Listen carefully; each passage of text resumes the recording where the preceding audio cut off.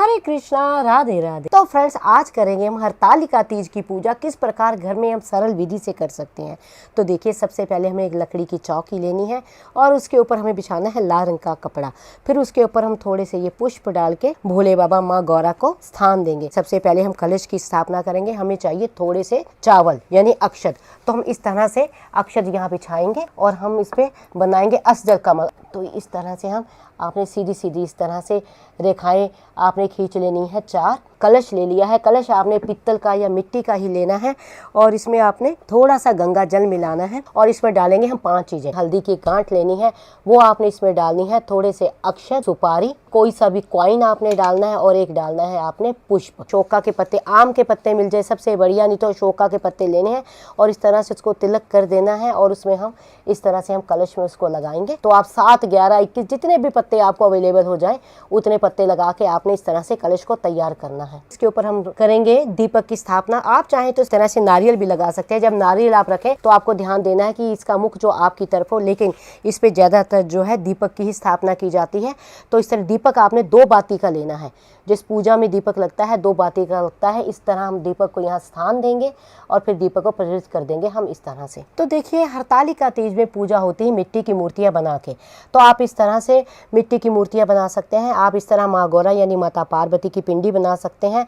आप भोले बाबा का शिवलिंग और गणेश जी की मूर्ति भी बना सकते हैं, क्योंकि हरतालिका तीज पे सुहागिनें पूजा करती है अपने पति की लंबी आयु के लिए और कुंवारी कन्या करती है अच्छे पति को पाने की प्राप्ति के लिए। तो जो देखिए, अब हम पूजा करेंगे। सबसे पहले हम जल चढ़ाएंगे। जल चढ़ाते थोड़ा सा ध्यान दे, थोड़ा थोड़ा ही चढ़ाएंगे, क्योंकि मिट्टी की मूर्तियां हैं, खंडित जल्दी हो जाती हैं। तो इसलिए आपने थोड़ा हल्का हल्का जल चढ़ाना है, दूध चढ़ाना है। इस तरह से हल्का हल्का हम दूध चढ़ाएंगे। उसके बाद हम वस्त्र रूपी जो कलावा सबको भेज देंगे। आप चाहें तो माता को चुंदरी भी उड़ा सकते हैं, वो आपकी इच्छा के ऊपर निर्भर करता है। फिर उसके बाद जो हम पूजा करेंगे, तो सबसे पहले हम भोले बाबा को बेलपत्र चढ़ाएंगे। बेलपत्र चढ़ाते वक्त आपने इस बात का विशेष ध्यान रखना है, जो चिकनी साइड बेलपत्र की होती है वो भोले बाबा के इस तरह से रखनी है।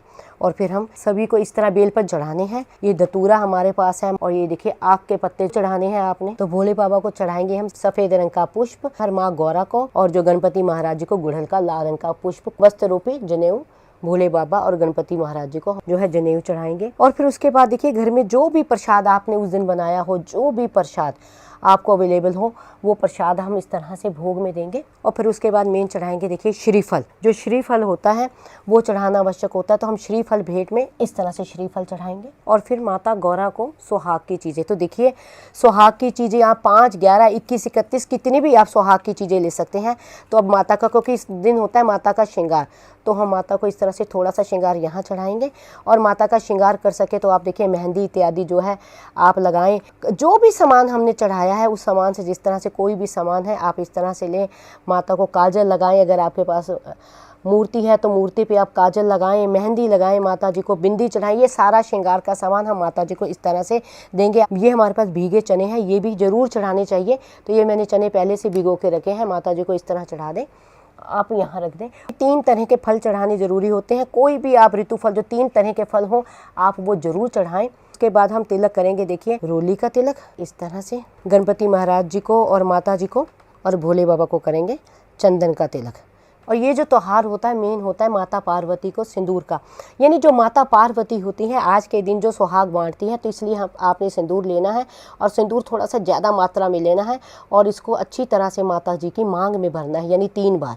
तो फिर बाद में सुहाग भी आपने किस प्रकार लेना है, तो देखिए इस तरह आपने अपनी चुन्नी का पल्लू करना है और फिर माता जी से इस तरह से आपने सुहाग लेना है और अपने माथे पे 3 बार आपने इस तरह से माता जी से सुहाग लेके आपने लगाना है। जो आपकी श्रद्धा हो, जितनी श्रद्धा हो उतनी दक्षिणा भी जो है माता जी को भेंट स्वरूप में दीजिए। तो इस तरह से हम भगवान को धूप दिखाएंगे। एक लेंगे जल का लोटा और हाथ में, सीधे हाथ में लेंगे थोड़े से अक्षत और एक पुष्प। फिर जो हरतालिका तीज की कथा है हम उसका पाठ करेंगे। हरतालिका तीज की कथा को पढ़ेंगे और कथा पढ़ने के बाद जो हम पुष्प है वो माता जी के चरणों में चढ़ा देंगे और जो ये अक्षत है ये हम जल में छोड़ देंगे। तो व्रत करने वाले तो ये प्रसाद खाएंगे नहीं, ये प्रसाद आपने अगले दिन खाना है जब व्रत का आप पालन करेंगे।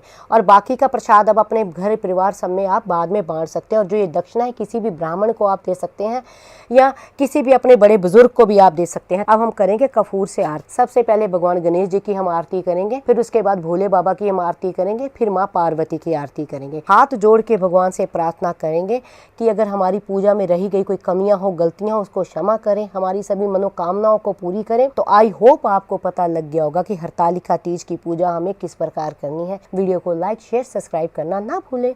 हरे कृष्णा, राधे राधे।